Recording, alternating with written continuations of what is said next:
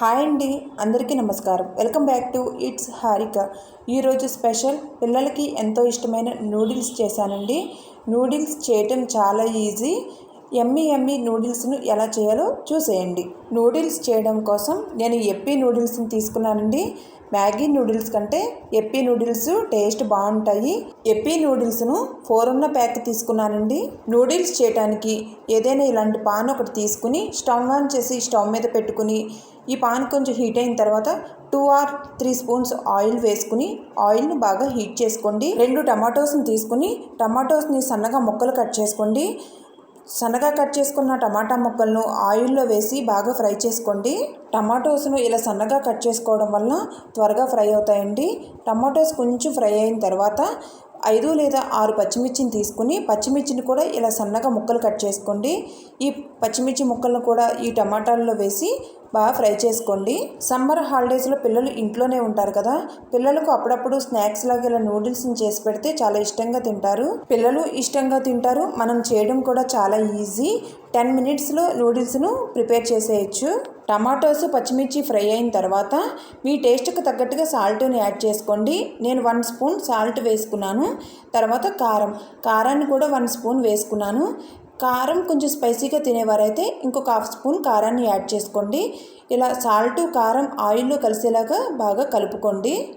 ఆయిల్లో సాల్టు కారం బాగా కలిసిన తర్వాత వాటర్ను యాడ్ చేసుకోండి.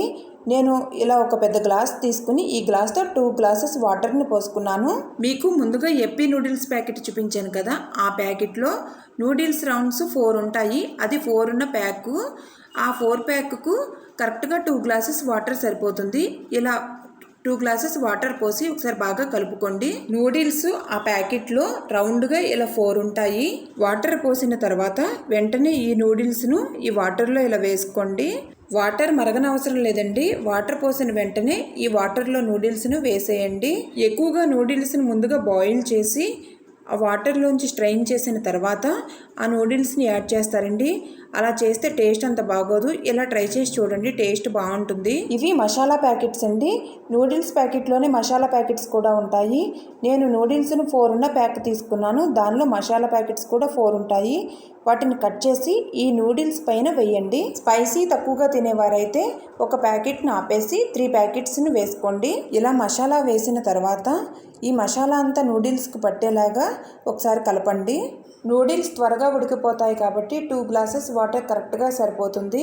నూడిల్స్ ఇలా వాటర్లో మునిగితే సరిపోతుంది.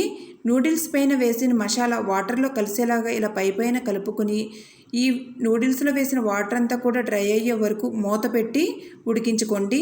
మంటను లో ఫ్లేమ్లో పెట్టండి. 5 మినిట్స్ తర్వాత ఒకసారి మూత తీసి కలుపుకోండి. నూడిల్స్లో పోసిన వాటర్ అంతా కూడా డ్రై అయ్యే వరకు ఉంచుకోండి. అలా అయితే టేస్ట్ బాగుంటాయి. చూస్తున్నారు కదా, 5 మినిట్స్లో నూడిల్స్ ఉడికిపోయాయి. వాటర్ కూడా మొత్తం డ్రై అయిపోయింది. ఇంక ఇప్పుడు స్టవ్ ఆఫ్ చేసేయచ్చండి. మీకు వాటర్ ఏమైనా ఉంది అనుకుంటే ఇంకొక 2 మినిట్స్ ఎక్స్ట్రా ఉంచుకోండి వాటర్ డ్రై అయ్యే వరకు. అప్పుడు టేస్ట్ బాగుంటుంది. చూస్తున్నారు కదా, నూడిల్స్ పొడి పొడిగా బాగా వచ్చాయి. ఎప్పీ నూడిల్స్ను 4 ఉన్న ప్యాక్ తీసుకుని నేను చూపించిన ప్రాసెస్లో ట్రై చేసి చూడండి. టేస్ట్, ఉప్పు, కారం అంతా కూడా కరెక్ట్గా సరిపోయి చాలా బాగా వచ్చాయి.